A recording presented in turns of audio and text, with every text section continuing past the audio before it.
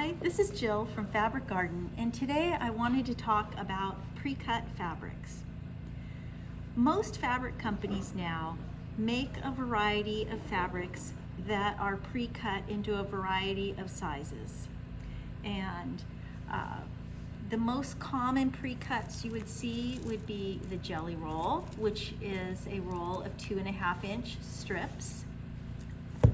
Jelly rolls also come from Moda in what is called a junior jelly roll, which is half the number of strips in the roll. Some companies don't roll their jelly rolls, they fold them and package them, but they are still 2.5-inch strips. There are also layer cakes, and layer cakes are 10-inch squares. Some companies call them different things, but Moda calls them layer cakes.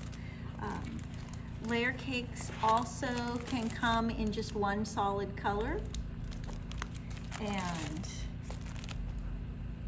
there are charm packs, and those are 5-inch squares. And Moda makes mini charms. I think they're the only company that makes something this small. These are 2.5-inch squares. And you can also get bundles of fat quarters and bundles of fat eighths. And every now and then, Moda will make hexagons, or I was looking through my stash, I don't even know what this is called, but I have this beautiful set of triangles. They called it a slice. So these were 10-inch squares cut in half, already into a triangle. So usually when a company does that, it's to support a particular pattern. So why use a fabric pre-cut? Well, sometimes you want to say that the answer is that the fabric is already cut for you. But many patterns have you cut these fabrics down even more or into a lot of different pieces. So a pattern for a pre-cut does not always have less cutting for you. I mean, some of the cutting's already done in the pre-cut, but you may still have, depending on the pattern, you may still have to do a bit of cutting. The real reason for a pre-cut is that you get every piece of the line. So if you want to do a quilt that is scrappier, instead of having to buy 42 or 50 cuts of fabric, they're there for you in the pre-cut. Now, most of Moda's lines are around 40 to 50 pieces, so your layer cake or jelly roll would contain one of each piece. But if the line is smaller, you'll still have 40 pieces, but you might have duplicates of some of the pieces. And usually the duplicates are more of the blender pieces than the focal pieces, because usually you need those more solid pieces, more of those that are more solid than you do the focal. When you're working with a pre-cut, do not pre-wash your pre-cuts. That may seem self-evident, but I have known people who have pre-washed their pre-cuts. And when you wash your fabrics, these are 100% cotton, they are gonna shrink just a little bit. And if your pre-cut shrinks, you may not have enough fabric to make the pattern. So don't pre-wash, just use them right as is. It'll be okay. I know if you love to wash your fabric, that's hard, but I would do that. If you have an allergy of some sort that you absolutely must pre-wash, just a gentle wash and you will hang it dry. Do not dry it in a dryer, and then you will need to press it. I think for me, when I'm working with pre-cuts, the hardest part for me is that these fabrics have a pinked edge. So instead of being a solid cut, they have a little pinked edge. And from fabric company to fabric company, this pinked edge varies. Sometimes the pinking is little tiny, and other times the pinking is quite large.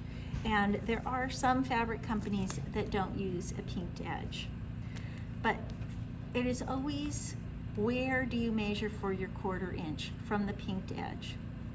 In general, it is from the outer point of the pinked edge, but it's always a good idea, because it does vary with fabric companies, to lay it down on your cutting mat or a ruler and look and see, you know, maybe it's the inner edge, maybe it's the outer edge, maybe it's in the middle, but take a look and evaluate that pre-cut from that fabric company as to where is the actual size and the actual edge of the piece.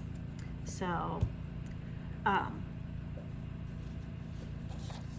the other thing when you're working with a pre-cut is you get what you get.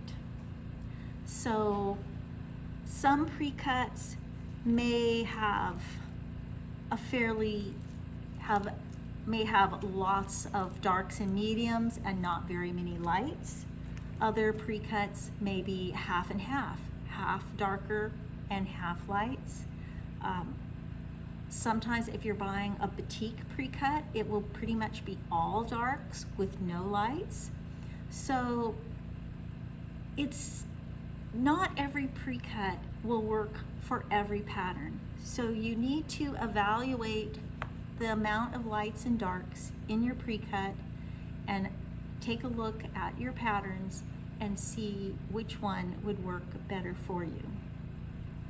The other thing is, once you're sewing this pre-cut, as you're piecing and putting things together, you may wish you had 1 or 2 more dark strips or 1 or 2 more light strips, because the ratio isn't quite perfect. Don't worry about it. Either just use it the way it is, it'll work out, or take a look through your fabric stash. You probably have something that you could cut another strip that would blend in with the pre-cut. So don't be afraid to add things out of your stash into your quilts that you're making with a pre-cut. Pre-cuts are a lot of fun. I love working with them. I like a scrappy quilt, so I enjoy being able to get all those fabrics in one little piece. And so I hope that you will give pre-cuts a try. In future videos, we will talk about specific pre-cuts and some great patterns and ways to use them. But today I just wanted to talk a little bit about pre-cuts in general. Thank you.